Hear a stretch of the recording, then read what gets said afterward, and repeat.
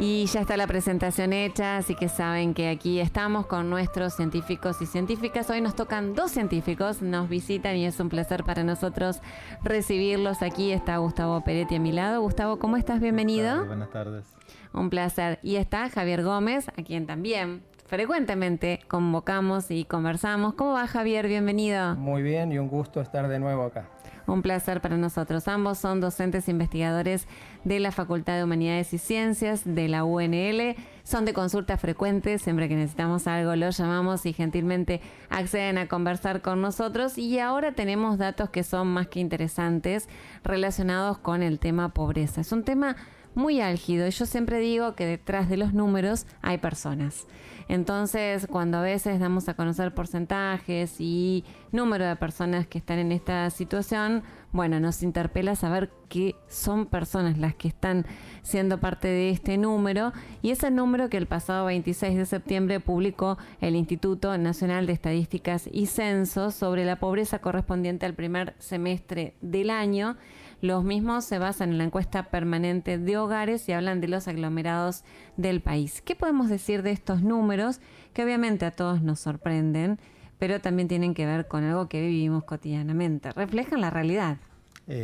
Sí, y como bien decía, bueno, se corresponde con los datos del primer semestre del 2024, que bueno, fueron publicados ahora recientemente. Luego los del segundo semestre van a ser publicados en el 2025. Bueno, el dato que da, si uno lo analiza de manera comparativa con el mismo semestre del año pasado, el 2023, es un incremento de la pobreza en términos porcentuales de unos 13 puntos porcentuales. Y que bueno, en valores absolutos da un aumento de la pobreza de más de 3 millones de personas. Si uno proyecta, este dato se obtiene a través de una encuesta que se hace en 30 ciudades, en 30 aglomerados del país. Si uno le proyecta la población total, estaría dando un porcentaje de pobreza, un número de valor absoluto de pobreza de 25 millones. O sea, de los 47 millones de habitantes que tiene Argentina, 25 estarían bajo la línea de pobreza. Uh-huh. Es muy difícil y muy delgada la línea entre la política y la economía siempre, y sobre todo en los números, ¿no?, de pobreza, pero uno a priori entiende que lo que ha cambiado es la participación del Estado, en cierta forma, y de políticas del Estado en cuestiones para mitigar la pobreza. Y por allí se lo contamos a alguien del extranjero y con este país tan rico no entendería qué es lo que está ocurriendo. Sí. Sí, incluso que uno podría ver también la cuestión de la injerencia en políticas sociales, que es el agravamiento que hubo dentro del universo de pobreza, porque el dato más preocupante es dentro de la pobreza el aumento de la indigencia. La pobreza es quienes no alcanzan a cubrir el costo de los alimentos más los servicios. En cambio, la indigencia es quienes no alcanzan a cubrir el costo solo de los alimentos. Y acá lo que se observó entre el primer semestre del 2023 y este semestre es que se triplicó el porcentaje de indigencia.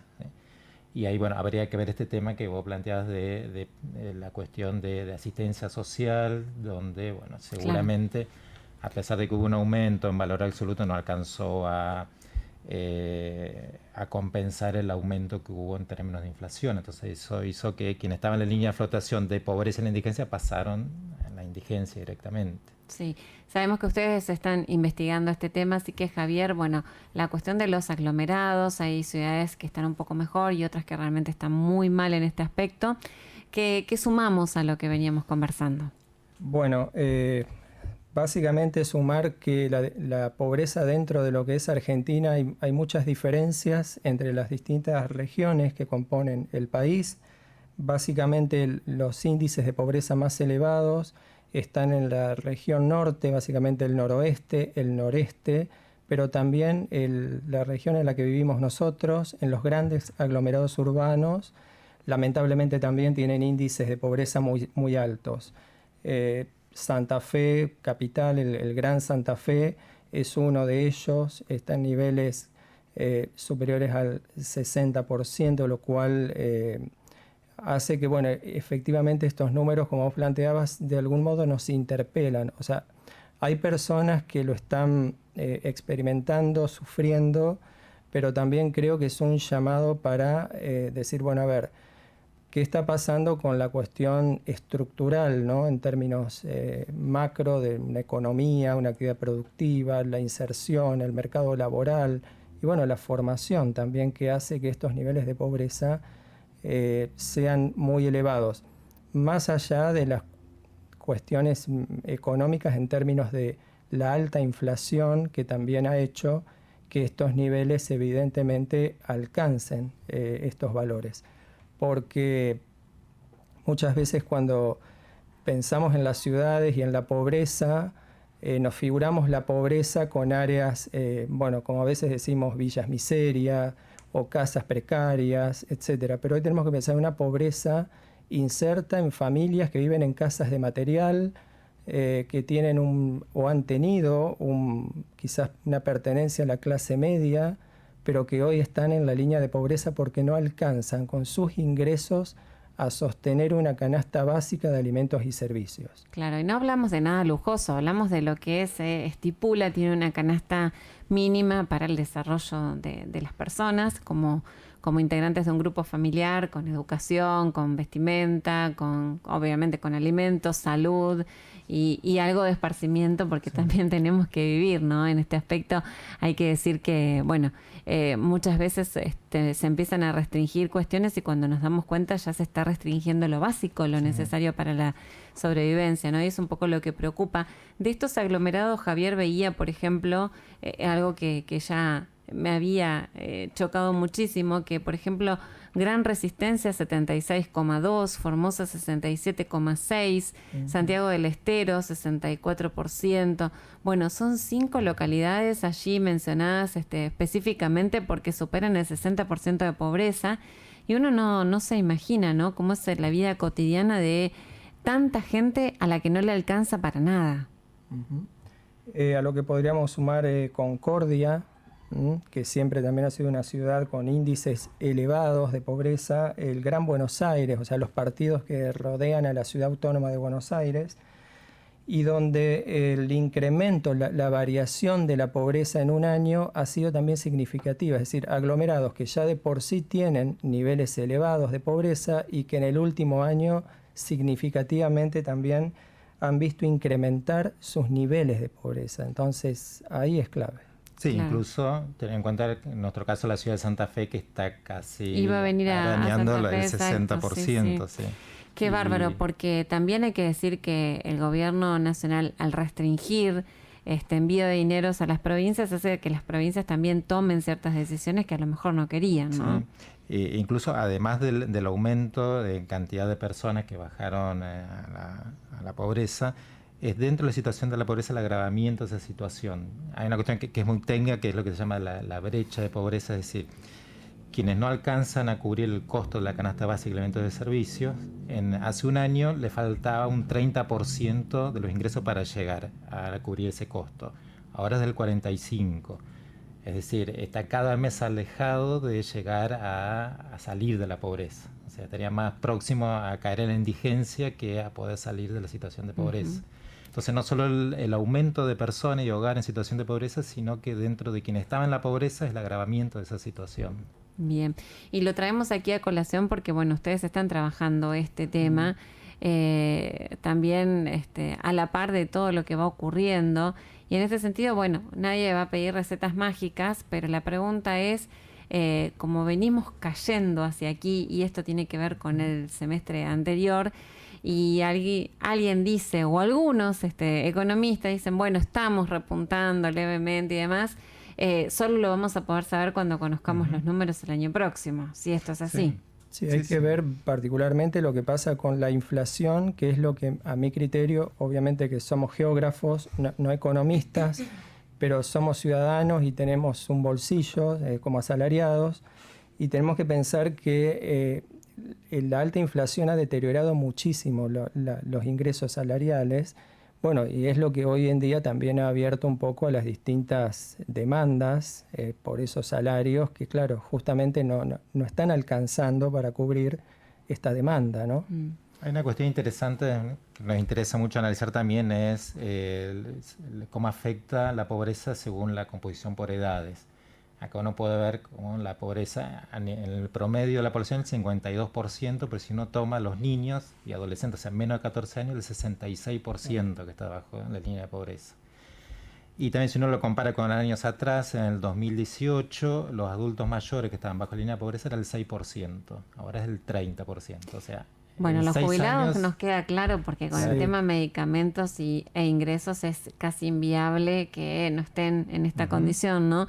Eso por un lado, a quienes les debemos el respeto por todo lo hecho, y con los niños, bueno, estamos complicando el futuro porque es en la etapa donde se forman, se crecen y se desarrollan, ¿no? Para pensar en toda su vida, así que bueno, es un poco preocupante. ¿Qué sienten ustedes que les otorgó esta investigación que están desarrollando?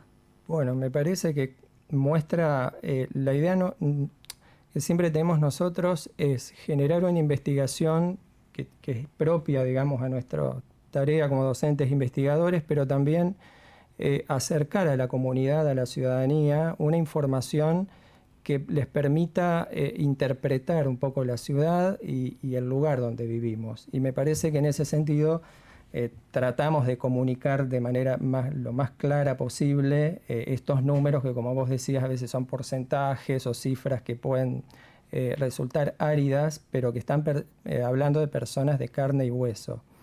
Por eso en la facultad tenemos un geoportal donde vamos sumando información que tiene que ver o que emana de fuentes oficiales y que entendemos que puede tener un interés social claro, como lo que pasa con algunas epidemias, o lo hicimos con la pandemia del COVID en su momento, y hoy estamos trabajando estas temáticas más de tipo poblacionales, con un problema como es la pobreza.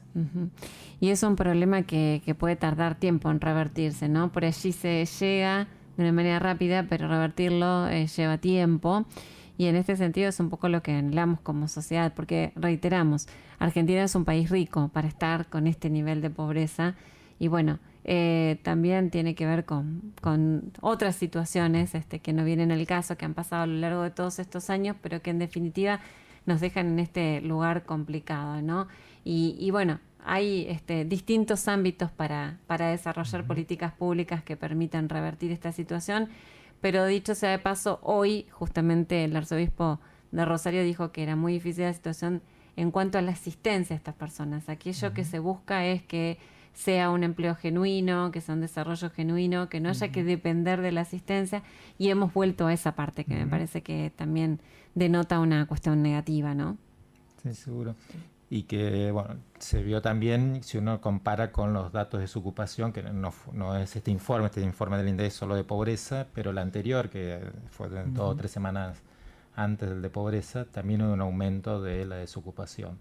A pesar que este aumento de pobreza se explica sobre todo por una caída de los ingresos más que por la desocupación. Claro. Pero bueno, se tenían dando igual los dos aspectos, aumento de desocupación y de pobreza. Bueno, les ha tocado este tema tan difícil, árido y sensible, ¿no? En el marco también de una situación muy compleja para las universidades.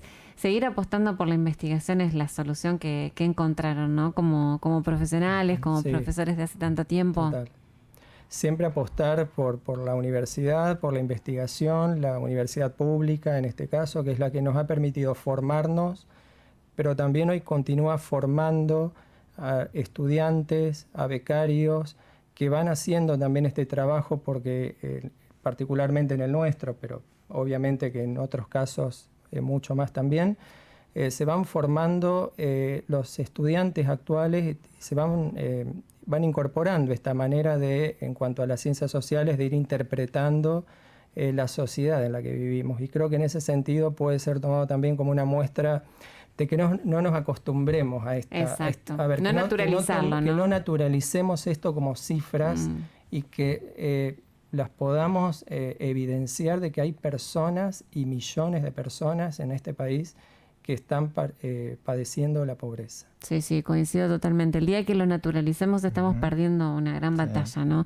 Porque esto nos tiene que preocupar, interpelar, y lo tenemos que seguir charlando justamente para que se tome dimensión de lo grave que es y se puedan generar respuestas oficiales para cambiarlo, porque en definitiva, en este sistema en el que estamos, está todo bien que se genere el empleo privado y la iniciativa privada, pero el Estado tiene que garantizarle al ciudadano que no puede el alimento y la salud y la educación, ¿no? Así que bueno, hacia allí vamos, veremos qué ocurre en estos meses y seguramente estaremos compartiendo nuevos números, esperando que sean mucho mejor que estos. Esperemos que sí.